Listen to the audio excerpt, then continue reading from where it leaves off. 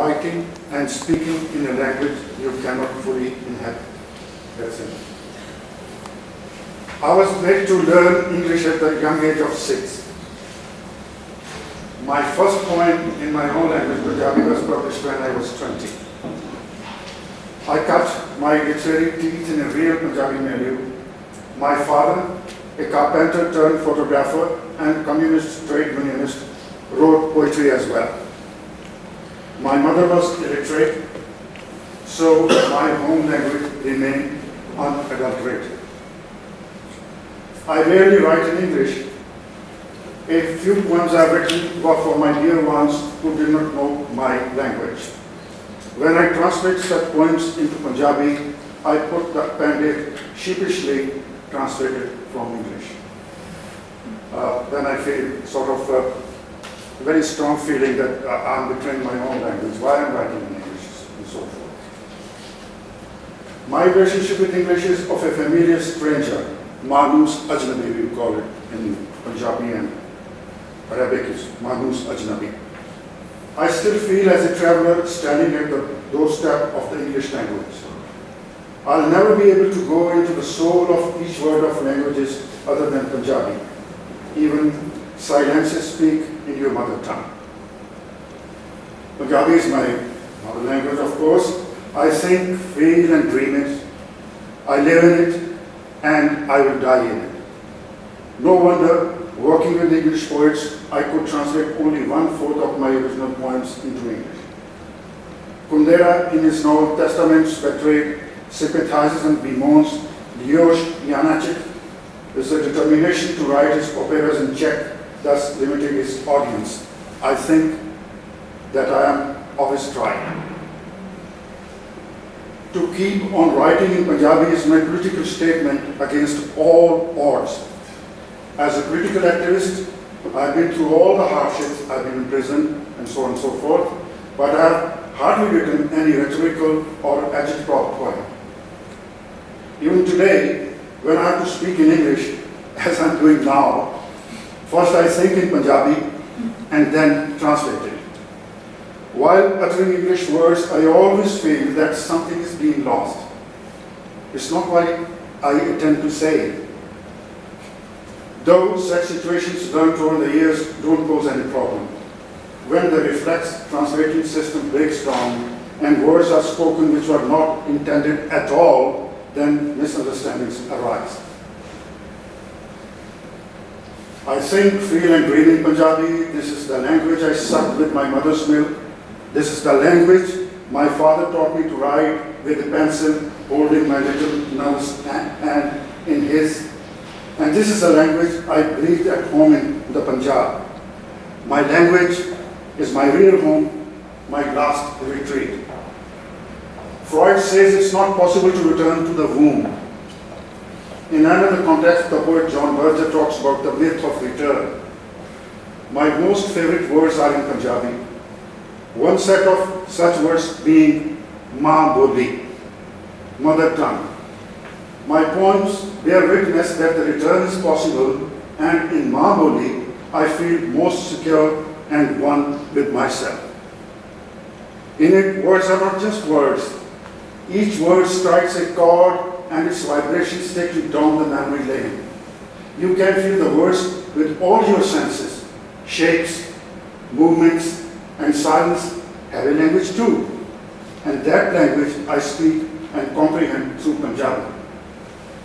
By contrast, just one English word, telephone, and I understand it's not an English word as well either. Telephone is close to me, maybe because it's very much a Punjabi word now.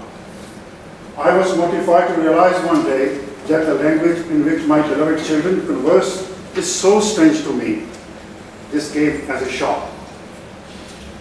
My acquaintance with Nazim Hikmat, Pablo Neruda, and pianist Ditsos has been possible through English. I do know that poetry cannot be translated, but it must be because of the strength of emotions and thoughts that so much remains even in translation. Hindi, the national language of India, is quite close to Punjabi. It's also the language my wife speaks, but for some reason, I have never liked Hindi versions of my poems. Because of its close approximation to Punjabi, I think all sorts of distortions creep in. On the contrary, some of my poems, when translated into English, I'm told read well, especially the one titled Who's Playing. I do not think even in one's Mahamboli one can fully express one's thoughts, fears, and longings. There are very few words at our disposal, and the words we have are inadequate. In one of my recent poems, I express the desire to go beyond language and feel free and be silent forever.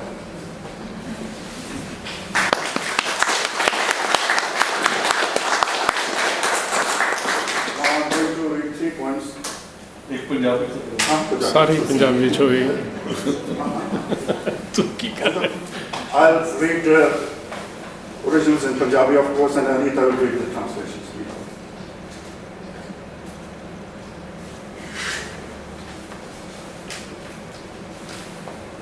The first one's titled Mahamboli, mother language. Mahamboli, मैनू कुख वांगू सांभी रखदी। मां बोली मेरी मां की कश है, अपने होण तो डरदा डरदा जिस विच रोज दिहाड़े वरदा, फिर मैनू ना रहिंदी चिंता आउंदे कल ते बीते कल। पता है मां की कश वड़ गए। मां बोली मैं मां दे दुधी चुंगी, बाबल मेरे कंबन कंबन करदे निकले हथ नूं अपने हथ विच लैके लिखना दसिया, कागज दे नाल ता हयाती दोस्ती पाई। मां बोली चों बूरा रद्दे अंबां दी छां महके, मोरां वांगू पहला पौंदा काला बदल, वसन वसन नूं पिया सहके। मां बोली विच मेरी मीतां दा पिंडा लुसन लुसन दगदा, ओदे नाड़ी वगदे लहू दी धड़कन सुनदी। मां बोली विच मेरे पुरखे सुते, जिन्हां दे सुपने मैं नित जागा। मां बोली विच मिर्जे हीरा अलख जगावन, मां बोली विच शब्द गुरां दे परियां गावन, सब कुछ सिरजे बिन से मां बोली। वाह वाह।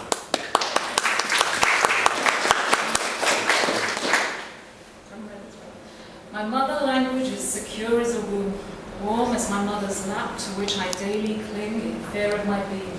And then the worrying yesterdays, the anxious tomorrows recede from me. My mother language sucked at mother's breast. I learned to write as father held my small, nervous hand, beginning my endless friendship with paper, ink, and pen. I find the shade of fragrant flowering mango trees in my mother language. I see my woman's body gleam and glow. I hear the blood throb through her veins in my mother language. In my mother language, my forefathers sleep, dreaming of me awake. In my mother language, mirzas and heers invoke God. In my mother language, angels sing the Guru's hymns. All lives and dies in my mother language.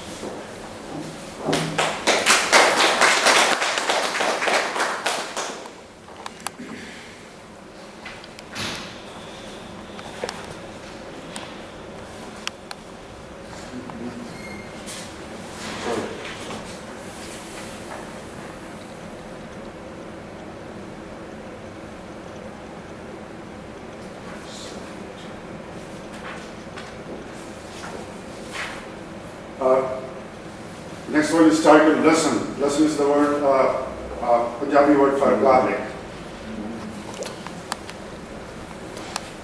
दूर किते परदेसी जब कोई वतनी पौंदियां नजरी आवे, कोई खुशी अनोखी चढ़ जाती है। आप मुहारे नजरां ते हथ उस वल तांदे, सुख सांद पिंड गवाण दी गल दी तंद जही फिर जुड़ जाती है।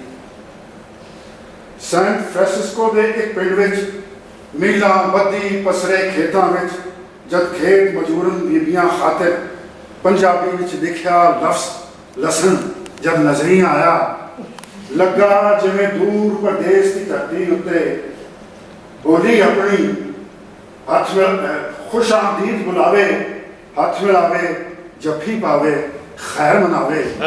एक पल लफ्ज़ लसन भी मिश्री वर्गा मिठा पर सागरों विछड़ी मछली वर्गे लफ्ज़ भी जून गवा लेंदे हन माने होर बना लेंदे हन दिल नूं होर दुखा जांदे हन इत्थे लफ्ज़ लसन दा मतलब $15 रोज़ दिहाड़ी घड़ी दी टिक टिक डाल चुनियां कुंजां गहने सूट कबीलेदारी हथ दियां छापां परलोबां ते मोह दा पाजल जिस विच विरली टामी मच्छी जाल तो जान छुड़ा सकदी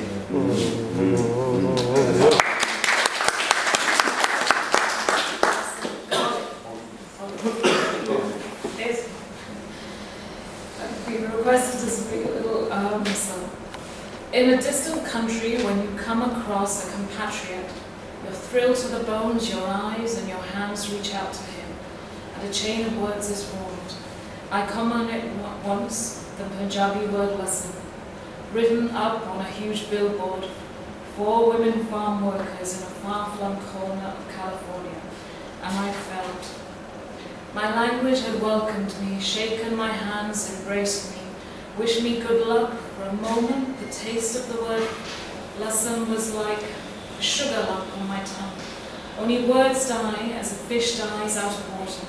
They lose their meanings and gather new ones. Here the word lesson means $15 a day, bricks of the house, ticks of the clock, a crane left behind in anguish, gold ornaments, dresses and rings, the deep troubled waters of greed and indulgence, and very few fish escape the net.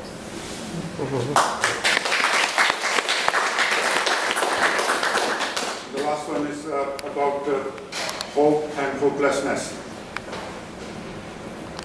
Tariq Saab, we were discussing privately, but on public platform, there was another persona anyway. It's about hopelessness.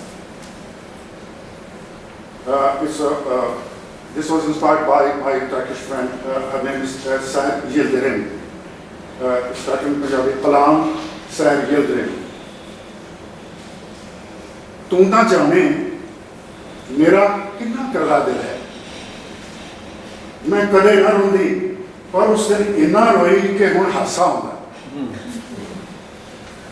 Holland park असीं 4 दिहाड़े खड़े करते रहे मुजाहरा शीशे दे पिंजरे विच बंद उस बंदे लई जिसनूं असीं प्यार नाल असीं आपू आंदे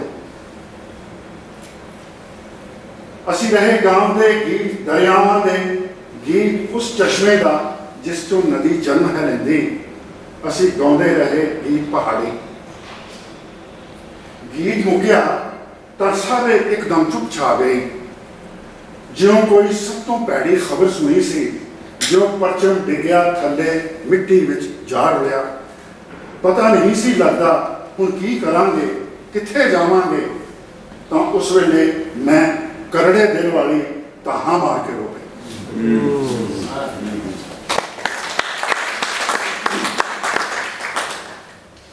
A hard woman cried. I'm laughing now. You know I'm a hard woman.